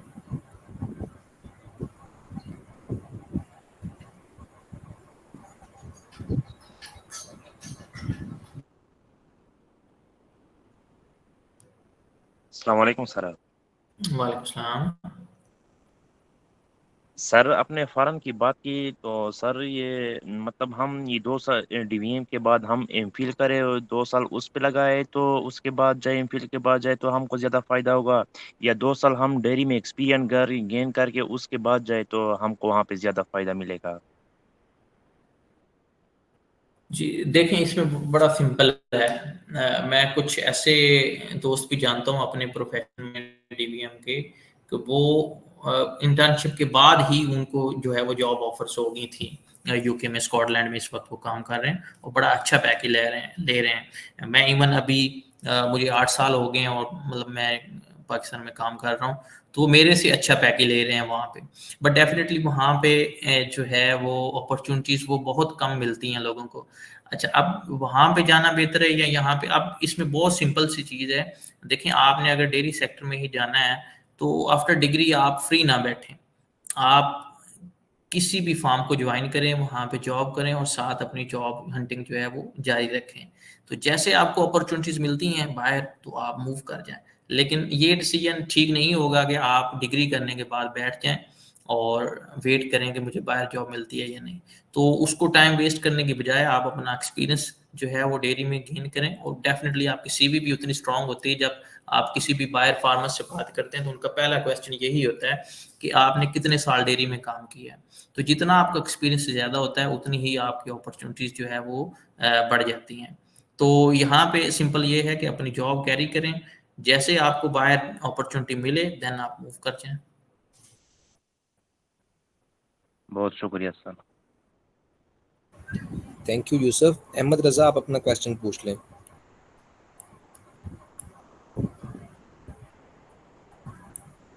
अस्सलाम वालेकुम सर, डॉक्टर अहमद रजा बात कर रहा हूँ सर। मैं एमफिल एनिमल न्यूट्रिशन का, तो सर मेरा क्वेश्चन ये है कि जैसा कि पाकिस्तान में या पाकिस्तान जैसे और कंट्रीज़ में हम कमर्शियल डेयरी फार्म्स के ऊपर फार्मूलेटेड फीड डालते हैं, टीएमआर डालते हैं, तो मोस्टली ऐसे कंट्रीज़ हैं जिनके अंदर ग्रेजिंग सिस्टम है, ये वाला टीएमआर सिस्टम नहीं है। तो ऐसे कौन से कंट्रीज़ हैं जिनके अंदर मैं एज ए एनिमल न्यूट्रिशनिस्ट जा सकता हूँ, जिनके अंदर अच्छी जो है मौके हों? इसमें यार ये है डॉक्टर साहब के एनिमल न्यूट्रिशनिस्ट बेसिकली आप मैं खुद एनिमल न्यूट्रिशनिस्ट हूँ। मैंने खुद जो है एमफिल किया है, लेकिन मैंने जो एमफिल किया मैंने विद जॉब किया था। तो मुझे जो मैं अगर दूसरे अपने दोस्तों को देखूं जिन्होंने इंटरेक्ट डीबीएम के बाद एमफिल किया तो मैं उनसे समझता हूँ कि मैं बहुत बेटर हूँ और अच्छी पोजीशन में बैठा हूँ उनसे। अच्छा, अब यहाँ पे हर कंट्री में देखें, New Zealand, Australia, even Ireland, Scotland, UK, Canada, सभी जो हैं कंट्रीज हैं, यहाँ पे डिफरेंट वेदर होते हैं। तो हर कंट्री में ग्रेजिंग भी हो रही होती है और इसको हम कहते हैं दूसरे को फ्री स्टाल सिस्टम, जिसमें हम टीएमआर यूज करते हैं। तो हर कंट्री में फ्री स्टाल सिस्टम भी यूज हो रहे हैं और साथ ग्रेजिंग भी करा रहे हैं। अनफॉर्चुनेटली पाकिस्तान में इसलिए नहीं हो पाती क्योंकि हमारे यहाँ तकरीबन 6 से 7 महीने जो है वो गर्मियों के होते हैं, तो सर्दियों का बहुत शार्ट टाइम होता है और वो भी धुंध आ जाती है सर्दियों में, जिसकी वजह से हम ग्रेजिंग करवा नहीं पाते। तो हर कंट्री में फॉर्म की अगर बात करें तो हर कंट्री में ग्रेजिंग भी होती है और साथ फ्री स्टाल सिस्टम भी है। अच्छा, अब वहाँ पे एज ए न्यूट्रिशनिस्ट जॉब लेना इसलिए थोड़ा सा टफ होता है क्योंकि मोस्टली उनका सिस्टम जो होता है वो ग्रेजिंग सिस्टम होता है और ग्रेजिंग सिस्टम में इतनी न्यूट्रिशन उनको चाहिए नहीं होती। और अगर हम फ्री स्टाइल सिस्टम्स वालों की बात करें तो वो अपने कंसल्टेंट जो हैं वो वन ऑफ द टॉप जो कंसल्टेंट हैं उनकी अपनी कंट्रीज के, उनको हायर करते होते हैं। सो अगर आप मेरी राय लेंगे कि एज ए न्यूट्रिशनिस्ट आपको जॉब अपॉर्चुनिटीज़ वहाँ पे कितनी ऑफर होती हैं, तो वो बहुत मुश्किल है कि आपको एज ए न्यूट्रिशनिस्ट जो है वो डेयरी फार्म पे रखें, क्योंकि ये जितने भी पाकिस्तान से या इवन दूसरी कंट्री से जाते हैं फॉरेन, वो एज ए आपको रखते होते हैं असिस्टेंट फार्म मैनेजर। तो असिस्टेंट फार्म मैनेजर में आप उनको जो है वो उनकी अगर वर्क की बात करें तो वो आपसे सारा काम लेते होते हैं, वो आपसे मिल्किंग भी करवाते हैं, आपने एनिमल्स की ग्रेसिंग भी करनी होती है और इस प्रोफेशनल वर्क के लिए उन्होंने कंसल्टेंट रखे होते हैं। फॉर एग्जाम्पल वेट भी उन्होंने कंसल्टेंट रखा होता है और न्यूट्रिशनिस्ट भी उनका कंसल्टेंट होता है। तो आपको क्योंकि उनका सिस्टम जो है, पहले मैं इसको सिंपल करता हूँ, उनका सिस्टम जो होता है वो इस तरह होता है कि एक फार्मर होता है और उसकी फैमिली 2-3 मेंबर्स होते हैं, तो वो 500-600 एनिमल्स का फार्म रन कर रहे होते हैं। तो वो एक्स्ट्रा बर्डन के तौर पे आपको न्यूट्रिशनिस्ट भी नहीं रखते, वेट भी नहीं रखते, वो रखते होते हैं कंसल्टेंट, या आप कह सकते हैं कि वो जब उनको जरूरत होती है वो वेट बुला लेते हैं, उसको चार्ज करते हैं और अपना काम ले लेते हैं। तो वो बहुत सारे फार्म ऐसे हैं जहाँ पे वो नहीं रख सकते अपने खर्चे बढ़ाने की वजह से। सो बहुत मुश्किल है कि वो न्यूट्रिशनिस्ट आपको हायर करें। सर इसमें ऐसा कोई तरीका है, जैसा कि आप ने बताया कि वो कंसल्टेंट हायर करते हैं, तो हमको एज ए कंसल्टेंट हायर कर लें?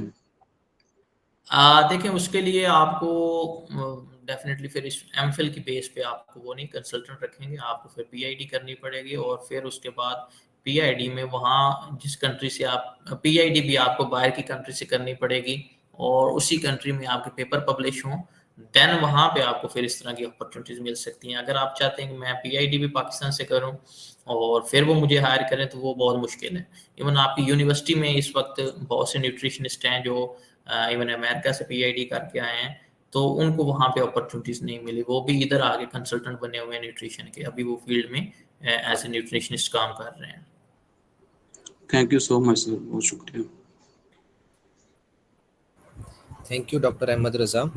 सर सवालात तो बहुत सारे हैं लेकिन अब हमारा टाइम ख़त्म हो रहा है, तो मैं आपसे बस लास्ट रिक्वेस्ट करूंगा कि आप अगर अपने सेशन को कुछ 2-3 एंड पे अगर आप हमें टिप्स बता दें, उसमें आप सम अप करना चाहें, तो उसके बाद हम सेशन एंड करेंगे।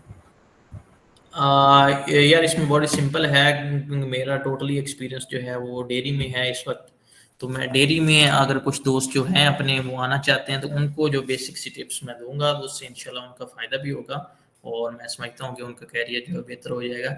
उसमें देखिए सबसे पहले अगर आप डेयरी सेक्टर में आना चाहते हैं तो सबसे पहले आप अपनी प्रोफेशन को शुरू से ही डिसाइड कर लें। मैं समझता हूँ कि आपका जो डिसीजन है 8वें सेमेस्टर में 9वें सेमेस्टर में जो है वो फाइनल हो जाना चाहिए कि मैंने डेयरी को ज्वाइन करना है तो डेयरी को ही ज्वाइन करना है। अगर आप डिग्री करने के बाद तक डिसाइड नहीं कर पाते कि मैंने किस प्रोफेशन में जाना है तो फिर आपके लिए बहुत मुश्किल हो जाता है। सो पहले तो अपने आप को डिसाइड करें कि मैंने डेयरी सेक्टर में जाना है। उसके बाद देखें अगर आपके पास टाइम है, आप छठे सेमेस्टर में, 7वें में, 8वें में आपको इंटर सेमेस्टर अगर ब्रेक्स मिलती हैं तो कोशिश करें कि किसी प्रोफेशनल फार्म पे जाके वहाँ पे अपनी एक इंटर्नशिप तो लाजमी करें, प्री इंटर्नशिप, और फाइनल तो आपकी होनी है। तो वहाँ से आपको प्री इंटर्नशिप का फ़ायदा ये होता है कि आप फाइनल इंटर्नशिप के लिए तैयार होते हैं, देन फिर आपको जॉब के लिए तैयार होना पड़ता है। उसके बाद डेयरी सेक्टर में देखिए पाकिस्तान में इतना ईजी नहीं है, मैं नहीं समझता पाकिस्तान में छोड़ के इवन अगर मैं अमेरिका की इस वक्त बात करूं तो लार्ज एनिमल की रिप्लेसमेंट वहाँ पे भी कम है। उनके जितने भी वेट्स हैं, मेरी बहुत से जो हैं वो फार्मर्स के साथ बात होती है तो वहाँ पे अभी जो लार्ज एनिमल में वेट्स हैं वो नहीं आना चाह रहे, तो उनकी रिप्लेसमेंट उनके पास नहीं है।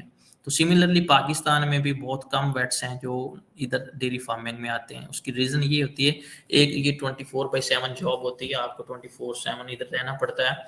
दूसरा इसमें फैमिली थोड़ी सी पीछे हो जाती है, आपको मैनेज करना मुश्किल हो जाता है। बट स्टिल अगर मैं बात करूँ इस पे जॉब अपॉर्चुनिटीज़ की, तो इसमें आप इस वक्त बिलीव करेंगे मार्केट में इतनी जॉब्स पड़ी हैं कि हर बंदा जो है वो जॉब एक्वायर कर सकता है। बट इशू ये है कि हमारे पास उतनी स्किल्स नहीं होती, हमारे पास उतना नॉलेज नहीं होता कि हम उसके लिए आपको इवन आपके जो फील्ड में दोस्त बैठे हुए हैं वो आपको रेफर कर सकें। तो उसके लिए अपने आप को तैयार करें, शुरू से मेहनत करें, जहाँ पे प्री इंटर्नशिप करें या जॉब करें आप बेसिक अपने फार्मिंग सिस्टम को समझें, अपनी स्किल्स को इम्प्रूव करें। और उसके लिए बहुत ज़रूरी है कि आप किसी प्रोफेशनल बंदे के साथ अटैच हों। देखिए आपकी ग्रोथ जो होती है फार्म पे वो तभी हो पाती है जब आपको ऊपर कोई सिखाने वाला होता है। अगर मैं अपनी बात करूं तो मैंने जितनी भी स्किल्स ली हैं सर्जरी में, इवन फीड फार्मुलेशंस में और अदर मेडिकल ट्रीटमेंट्स में, तो सो मैं अपनी बेस पे मैंने लिए हैं और अभी स्टिल मैं 8वें साल के बाद भी कुछ चीज़ें जो हैं वो सीख रहा होता हूँ। लेकिन आप लोगों के लिए फ़ायदा ये होता है कि जब आप किसी प्रोफेशनल के साथ अटैच होते हैं तो वो जिस बंदे ने 8 साल में सारी चीज़ें सीखी होती हैं वो आपको विद इन शॉर्ट पीरियड जो है 6 महीने में, साल में वो चीज़ें जो है वो ट्रांसफ़र कर देता है। तो लाजमी जहाँ भी आपने डेयरी में जाना है कोशिश करें प्रोफेशनल के साथ अटैच हों, उसका असिस्टेंट बन के काम करें और उससे चीज़ें जो है वो गेन करें। तो जब आपके पास स्किल्स आ जाएंगी तो आप पाकिस्तान में भी कामयाब हैं और बाहर भी कामयाब हैं। एक और एंड पे मैं बात करना चाहता हूँ कि देखिए पाकिस्तान में अपॉर्चुनिटीज़ हैं, बहुत हैं, लेकिन यहाँ पे अगर हम पैकेज की बात करें तो इतने पैकेज अच्छे नहीं हैं एज़ कम्पेयर टू बाहर की जॉब्स के। तो जॉब्स के साथ-साथ आप जो हैं वो जो सोशल मीडिया है, ख़ास करके लिंक्डइन है, फेसबुक है, यहाँ पे एक्टिव रहें। बाहर के फार्मर्स के साथ कॉन्टैक्ट अपने डेवलप करें, उनके साथ बातचीत करें और हर फार्मर के साथ जब आपकी इंटरेक्शन हो जाएगा तो उनको ये कोई लाजमी डालें कि मुझे जॉब चाहिए। तो इसका रिप्लाई तो मैं समझता हूँ बहुत कम आता है, 100 में से मे बी आपको एक फार्मर जो है वो रिप्लाई करें, क्योंकि अभी सैचुरेशन बहुत हो गई है लिंक्डइन पे भी और फेसबुक पे, बट स्टिल मैं समझता हूँ 100 में से एक भी रिस्पॉन्स आया तो वो बेस्ट है। और अगर आपको बाहर जॉब ऑफर हो जाती है इस पेज के थ्रू तो मैं समझता हूँ कि वो आपकी बड़ी सक्सेस है। बाहर पैकेज बहुत अच्छे हैं, बाहर प्रोफेशनलिज्म बहुत अच्छा है, 6 से 8 घंटे की जॉब है, उसके बाद आप जो है वो फार्म से लीव होते हैं, तो वो बेस्ट है। तो इसके लिए जॉब के साथ साथ आप जो है वो बाहर भी फार्मर के साथ कॉन्टैक्ट अपना डेवलप करें और कोशिश करें कि अपने आप को कि वहाँ पे आपको जो है वो अपॉर्चुनिटी मिल जाए। बस यही मेरे फाइनल वर्ड्स थे।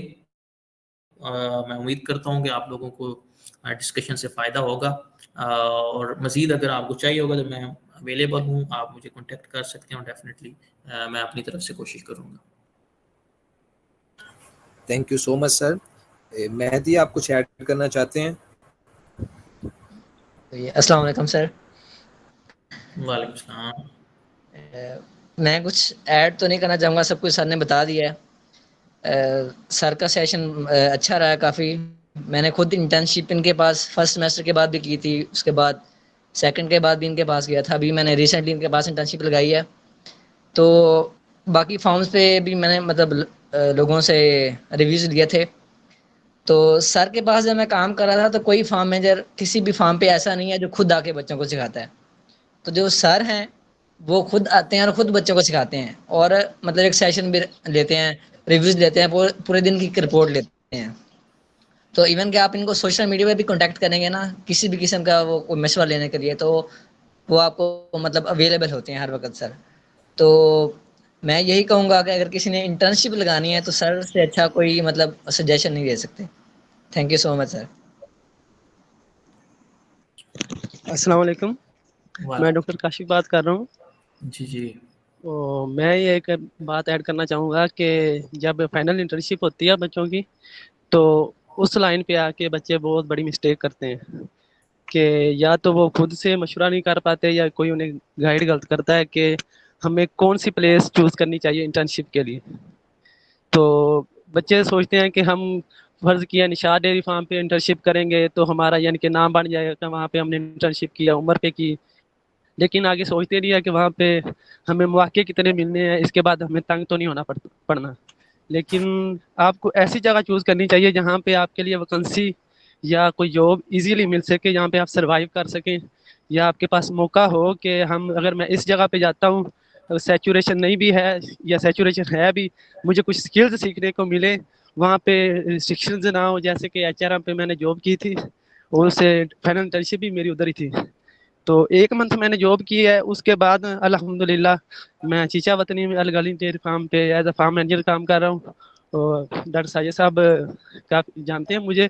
लेकिन आप लोगों को फाइनल इंटर्नशिप पे आपकी जो लोकेशन है डेयरी फार्म की, आपको वो अच्छे से चूज़ करनी चाहिए कि मुझे किस तरफ जाना चाहिए, किस डेयरी फार्म पे जाना चाहिए, मैं किस डेयरी फार्म को चूज़ करूँगा तो मेरे लिए बेस्ट रहेगा। यहाँ पे आके जो आप मिस्टेक करते हैं वो सबसे बड़ी मिस्टेक होती है जो आपके कैरियर को ख़राब करती है। Thank you. Thank you so much Mehdi Hasan and doctor Kashif Munir. आपके रिव्यूज़ डेफिनेटली हम सब के लिए काफ़ी बेनिफिशियल रहेंगे। Thank you so much sir, आपने हमें ज्वाइन किया आज। आपका सेशन हमारे लिए बहुत बेनिफिशियल था सर, और इंशाल्लाह इसकी रिकॉर्डिंग सर अगर आपको भी चाहिए हो या किसी को भी चाहिए हो वो होपफुली कल या परसों तक यूट्यूब पे अपलोड हो जाएगी। And thank you once again sir आपका ज्वाइन करने के लिए। Thank you so much. You welcome.